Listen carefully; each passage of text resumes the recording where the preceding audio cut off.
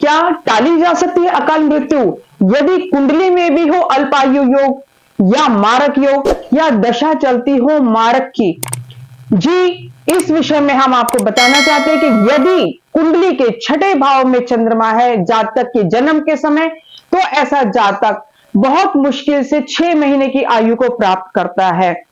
अगर आपका चंद्रमा है द्वादश भाव में, तो बहुत मुश्किल से 1 वर्ष की आयु को प्राप्त करता है।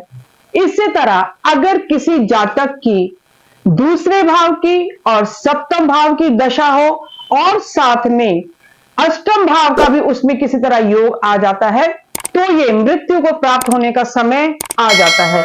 जब भी मृत्यु की गणना की जाती है तो कुंडली के दूसरे भाव, सप्तम भाव और अष्टम भाव की गणना की जाती है, क्योंकि दूसरा भाव और सातवां भाव कुंडली का है मारक भाव। इसे शास्त्रों में मारक भाव दिया गया है और अष्टम भाव है कुंडली का आयु भाव। तो जब भी मृत्यु की गणना की जाती है तो इन तीनों भावों की गणना की जाती है। यदि महादशा और अंतरदशा दूसरे और सातवें भाव की आ जाती है और प्रत्यंतर में द्वादश भाव, अष्टम भाव, द्वितीय भाव या सप्तम भाव में से किसी भी दशा आ जाती है, किसी भी भाव की दशा आ जाती है, तो निश्चित ही ये मृत्यु का समय है।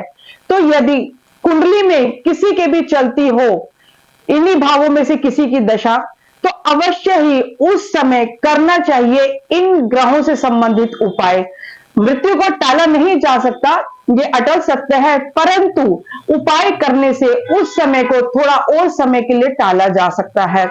इसके उपाय के लिए आपको अपने जो दशा चल रही है द्वितीय भाव की, सप्तम भाव की, अष्टम भाव की या द्वादश भाव, जो कि हॉस्पिटल हाउस भी है, यानी मृत्यु से पहले वो व्यक्ति हॉस्पिटल में एडमिट जरूर होता है, इसलिए द्वादश भाव का भी इसमें असर आ जाता है। अगर ऐसा समय चल रहा हो तो अवश्य ही इन भावों से संबंधित उपाय करना चाहिए। अगर किसी बच्चे की चलती है अल्पायु योग, अगर उसकी कुंडली में है अल्पायु योग, तो बच्चे के जन्म के समय ही उसका कुंडली का विश्लेषण करा के उसके वजन के बराबर चंद्रमा का दान तो तुरंत ही करना चाहिए। इसके साथ ही करने चाहिए चंद्रमा से संबंधित उपाय, जाप और हवन। और अगर चलती है मार्केश की दशाएं, तो आपको जो भी आपकी कुंडली का द्वितीय भाव है उसकी जो भी राशि बनती है उसके जाप और हवन, आपका जो सप्तम भाव है उसके जाप और हवन, अष्टम भाव के जाप और हवन, द्वादश भाव के जाप और हवन और साथ में महामृत्युंजय मंत्र का जाप और हवन, यह अवश्य ही कराना चाहिए। मृत्यु को कुछ समय तक टाला जा सकता है। इसके साथ ही एक बहुत छोटा सा उपाय है महादेव जी का, शमी पत्र के ऊपर शहद के साथ महादेव जी को अर्पण करना चाहिए, उनके महामृत्युंजय के मंत्र के साथ। इस छोटे से उपाय से भी कष्ट में कमी आती है और मारक दशा का प्रभाव थोड़ा सा कम हो सकता है। जय श्री राम।